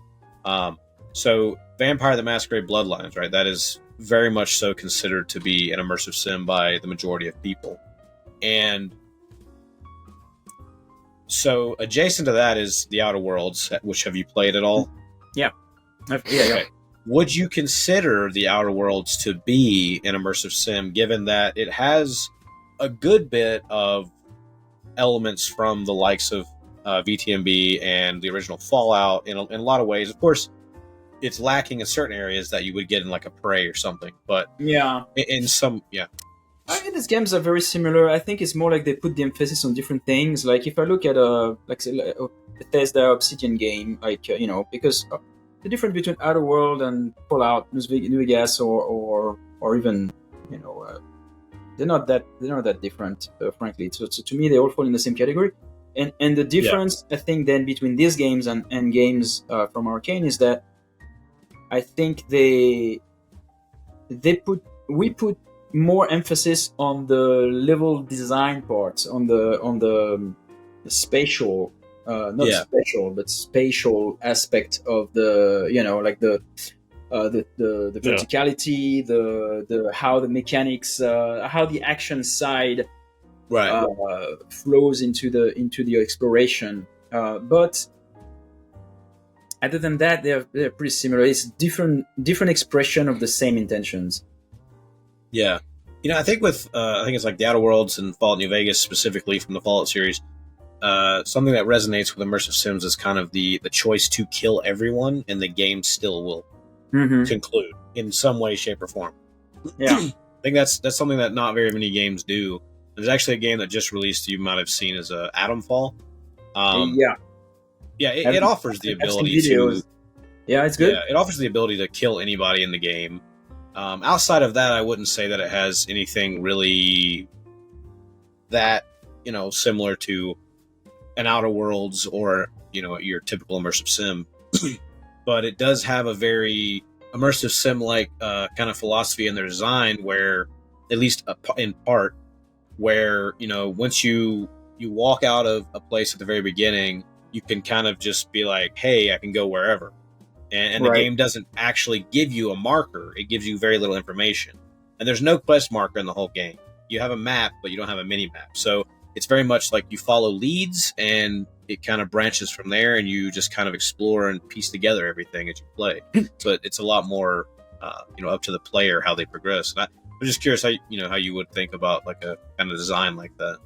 Well, as a matter of fact, we have a mode without marker so that's an exclusive. Here is a thing that we've never said before. Going right in the thumbnail. I'm messaging IGN after this exclusive. Yeah, and I mean the reason why we do this is because markers always feel a little artificial, and you always feel like you're being pulled by the nose, but also they're necessary because without markers, people are lost. And so the way we do it is that we design our environment without the markers, so that then it forces all the artists and the level designers to think in terms of landmarks and assume that there's not going to be any markers in the game. So then when you tell the player, you have to go that way, and then you have a character showing that way, saying like, go down the hill, turn to the right after the dead tree, and then you will see a cave. Then we say that, as opposed to just relying on an arrow, and then the level designers when they rely on an arrow, they're a little more and that's not negative, but they're a little more lazy. That's why listen to that, Sandy Peterson. They're not try too hard. And they're not going to try too hard to make it very to work on landmarks. So then you can have an environment that is pretty mazy because people never cared for because they always have this arrow or this marker telling them where to go. Right. So now we'll still put an option on and off so that because we can. Yeah, that's cool. Yeah, I actually play a lot of Prey without tracking quests because then you lose the marker, and I feel like that game is very playable if there was no marker. Like there's a lot of things that kind of not necessarily like you would still have to look at the menu to like look at the quest and see what it says, but like if that's all you had to do, you could get you could find your way around relatively easily, I feel like. And with like Atomfall, you have to like they mark some things on your map that you can go and look in the menu, but there's actually things where you'll find a paper that's like a lead, and then on the paper there's latitude and longitude, and you have to like go to your map and then look, and you're like, okay, so it should be right here, and then you can place your own little marker, and you have to keep going back to the map if you don't know if you're going in the right direction. Straight from the 80s.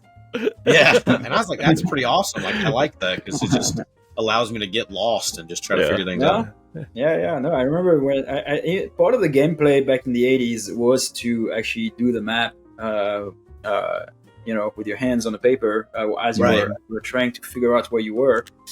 It was, of course, it would not fly today, but there was a certain pleasure to it, And it's also work in a world where you have no choice. Like all you have is like these two games that came out this month, and this one is one you like, and they cost a fortune anyway. So then you're just you're gonna invest yourself in that game forever until you finish it. Now people are so easily distracted, they go on Game Pass and they can just play a different game if this one is too complex for them. I was just curious to put you on the spot if there was any moment in a game that you've had a hand in making that kind of summed up your game design or your philosophy about life, and you're like that's me, that kind of is how I view the world and how I want to be, how I want people to think of it. If there's any game that represents my game design philosophy, or if there was like a game moment, like say a particular ending experience, or maybe even just anything that you felt like that was kind of like a summation of my philosophy. Oh yeah. Well, I probably would have to name an older game. That's okay. Some of us are older gamers, so we'll get the reference.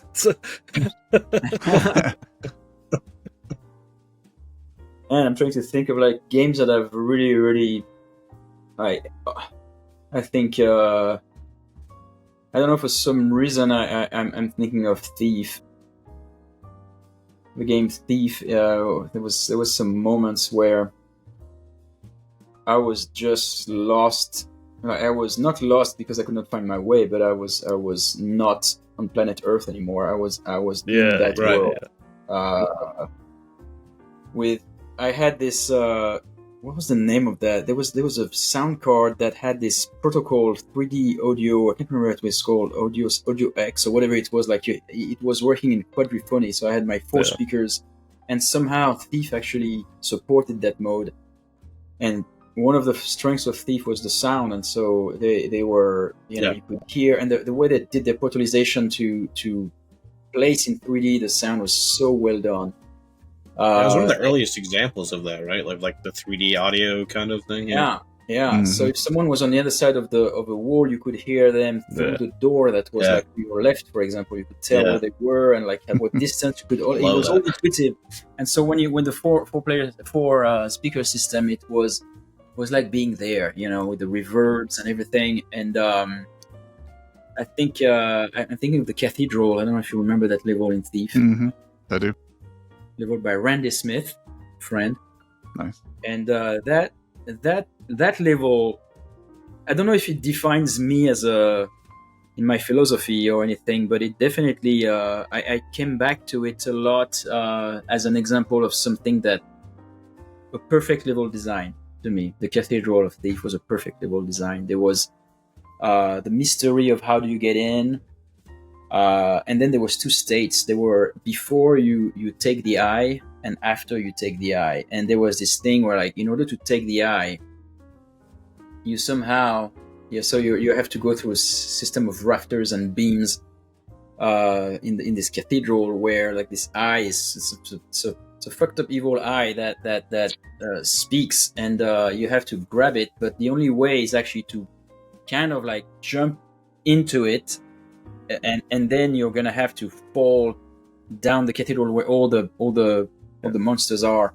Mm-hmm. So it's really, really smart setup. That and then as you run to the exit, somehow the cathedral is haunted, so they lock the exit, the same exit that you went in the first place, and it's like nightmare. You have these things. And it's not a horror game, but it felt like a horror moment. Right. Yeah. I guess sometimes people say that about Prey. It's not a horror game, but hey, I have a friend who cannot play Prey. He says it's too scary. So yeah, that's so funny to me. Yeah. But anyway, I don't know why. I that's my answer though. That's the moment in the game that was super defining. Nice. It's a pretty good answer. Yeah, me and like 4 or 5 other people were doing the same thing. We're trading, and we're like, "What is the best level?" And here's the reasons why. And it was exact. All the combinations of sounds and all the weird little switch ups and script changes they do that go against what you expect to have happen. Yeah. Very good choice. Such a nice thing. Yeah. Cool. So,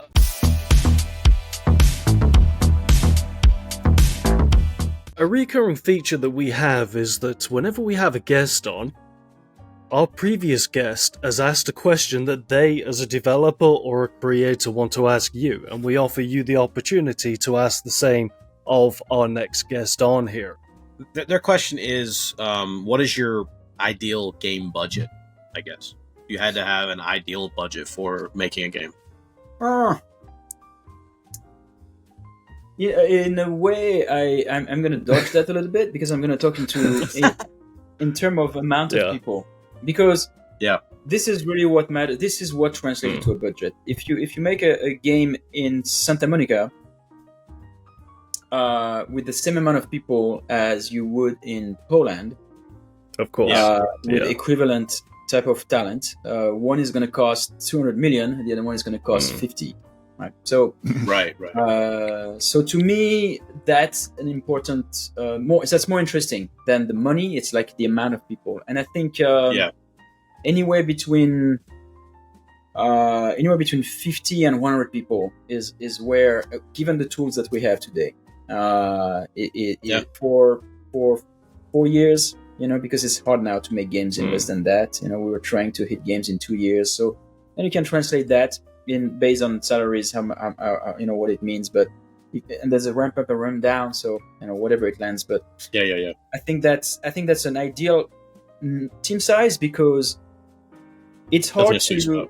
Yeah, it's a sweet spot. It's hard to know anything. It's hard to know your people when you have more than 100 people, and it's hard to move when you have less than 50 for the kind of game that it's that kind of size. Yeah. I'll tell you, like, it's insanely impressive what they created with like Red Dead Redemption 2, but it blows my mind how over 3,000 people made that game. Wow, I had no idea it was 3,000. Yeah. I was like, my goodness, man. I mean, that's an achievement in its own. Like, it's managing 3,000 people. Yeah. I can't even They imagine. still had crunch time. It's crazy. Wow. It's crazy. What do 3,000 people do? I guess they do every asset. So they make I guess bananas. it's one person per follicle of grass. Yeah, Stuff like that. I don't know. But it is a lot of people, yeah. And so I guess next would be, what would your question be for Dave Oshry? And in case you don't know who Dave Oshry is, he's the head of New Blood, who made Dusk, Gloomwood. Yeah. Well, actually, Aces. it's funny because I was in a I was in a podcast with him. Gloomwood, I love Gloomwood, by the way. Oh yeah, very good.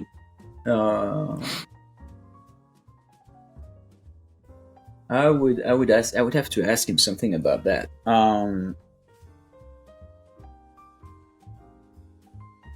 Did he? Here's the question. It really feels like I'm playing with Dark Engine when I'm playing Gloomwood, which the Dark Engine was the engine that was used for Thief. Is it the Dark Engine? or did he redo absolutely everything, including what made the Dark Engine so special and so unique, like some of the stretching of the textures, etc. It looks to me like I'm really feeling like in Thief 2, and I assume it's by nostalgia that he did that. I mean, I assume he's we're both equally fans of Thief. I mean, it's an honest question. Like, I never asked him, is it the Dark Engine or is it like another engine that he had to do, emulating that exact look? Because he really managed to reproduce the look and feel of Thief, in the way the object lit up when you select them, and everything about it feels very, very Thief. And how much attention was that, and how much of it was just happened without him really trying to. Nice, excellent question. Yeah, that's a good question. Yeah, I'm sure he'll. Now I want to know. And also, I want to ask, have you played Fallen Aces? No. Oh well, Should definitely I? play Fallen Aces. Yeah, Yes. it's another Yeah. New Blood game. Yeah. Oh, it's really good. It's like what would it be, the 1920s? Yeah, mob Prohibition kind of era. like setting, immersive sim. Yeah. Make Yeah. a screenshot. Oh, it's because really, sometimes really I good. try things, and so I wonder if I have. Honestly, you should Well, play every New Blood game. It's if you look through their back catalogue, it's Yeah, like they're every game is a banger. The one good thing about Fallen Aces 2 is that's one of the few games that can actually call itself an immersive sim and isn't just kind of using it to grab your eye and go, oh. No, I did actually. I did. Yeah. I remember that now. Yeah. Oh, it's a really good one. Yeah. Very cool. Yeah. A lot of it's definitely super interactive. Excellent. Thank you very much for Raphael for joining us here at the Quad Damage Podcast. It's been an absolute pleasure having you aboard. And for some of us, myself basically, this is essentially a once-in-a-lifetime opportunity to speak with somebody, of historical significance as yourself. I know you're working on a new game at the moment, so for anyone that's watching right now, where can they be kept up to date on what's happening with Wolfeye? Yeah, so you can find us on Twitter and Instagram. Also, we have our own website, Wolfeye Studios, and you can sign up for the private alpha as well for our next game. So that's a good way to help us testing it and have a preview earlier. Excellent, cool. Sounds good to me. Deadforge, where can everyone find you, my good man? Of course, you can find me on Twitter at Lord of the RPG. You can find me on Patreon at Deadforge. like I'm forgetting something, but I think that's it. Yes. Yeah, that's it. I feel like I'm forgetting Snapchat. something. Snapchat, yeah. Yeah. Oh, that's Of Robert's course, thing, of though. course. I yeah. leave that to him. Meaton, what about yourself? Yeah, you can find me at Midnight Medium on YouTube, where I go on for long tangents and call them essays about things like games like Raph would make, or things that inspired him. Lots of cool stuff. You can also find me at Patreon if you like light money on fire. And I'm also on Twixter, Twatter, whatever it's called these days, at a Midnight Medium. Just one of many, apparently. Nice. And if anyone wants to find anyone else that's at the Quad Damage Podcast, I run the accounts both on x.com at the Quad Dam Podcast, on Blue Sky as well at the Quad Dam Podcast. You can find me haunting Reddit as well. And yeah, I mean, just follow us everywhere, basically, you know? Until then, gentlemen, you know what to do? Okay. Keep on booming. Keep on booming. Oh, I love it.